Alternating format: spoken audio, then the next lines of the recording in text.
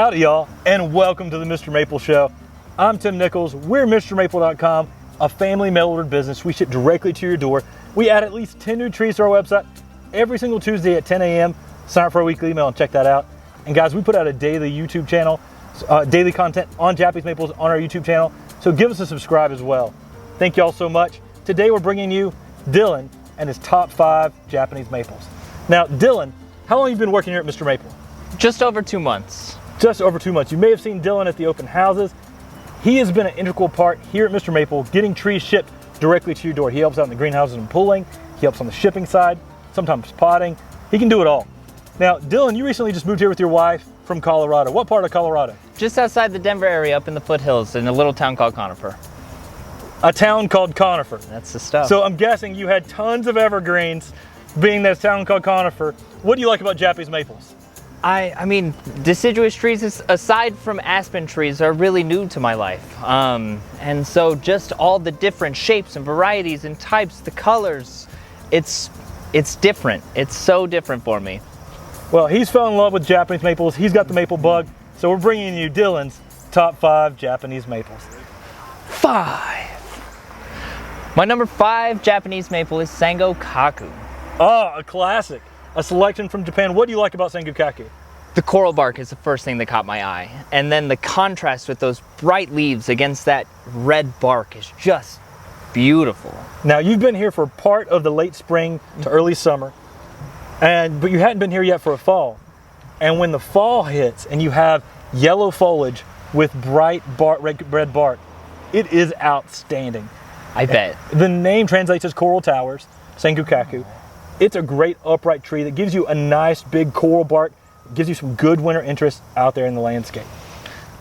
4. My number 4 Japanese maple is Purple Curl. Purple Curl. Yeah. That is an amazing plant.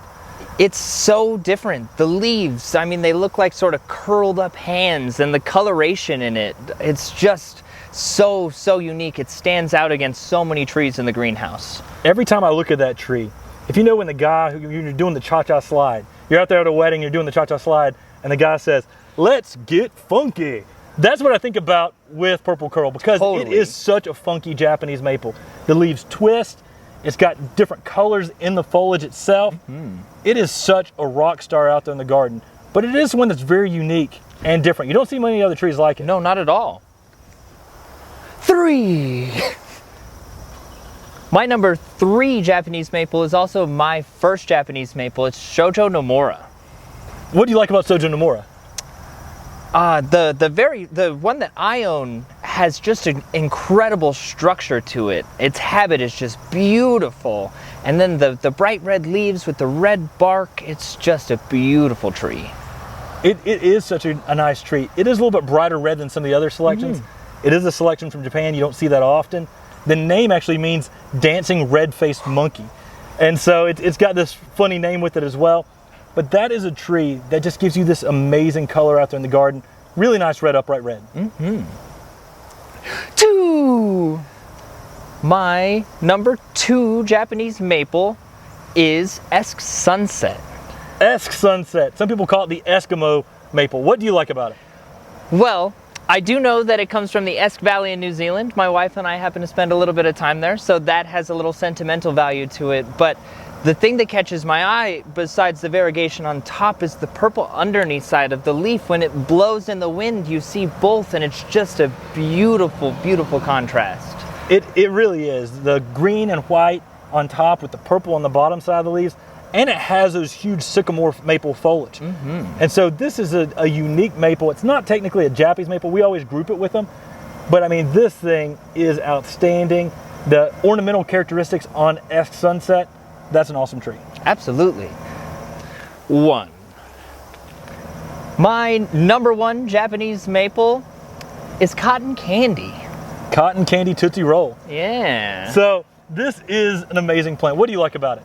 It's the second Japanese maple that I found. I was given advice when I first got here to look through the greenhouse and look for those trees that those leaves and branches that catch your eye. And this tree just did it for me. It's a little bit like a Lyrian, but it has much more pink in it. and it's just a beautiful tree. I think you found one of the like plants too that was like a 6 foot 1 gallon on the cotton candy. Absolutely, absolutely. That is a tree that just gives you some amazing pinks and whites. It's a selection by Del Laux. He introduced so many amazing plants, from Lillian's Jewel to Benny Hoshi or Ruby Stars. I mean, Del Laux introduced so many awesome plants. And right before he went out of business, Matt and I went and visited him and got some of his newest introductions. And Lillian's Jewel and Cotton Candy and Patsy were all part of those introductions. And Cotton Candy is to give you some unreal shades of pink. I mean, it really can look like cotton candy from a fair. Absolutely. So that has been Dylan's top 5 maples here at Mr. Maple. Y'all, make sure you smash that like button. You know, when it comes to Japanese maples, we do over 1,000 varieties of Japanese maples here at MrMaple.com. Check out our website, MrMaple.com. We really appreciate y'all listening. Make sure you're subscribed to our YouTube and our weekly email. You know, we even do a weekly podcast. Check that out as well on your favorite podcast platform. Take care. God bless. And have a great day.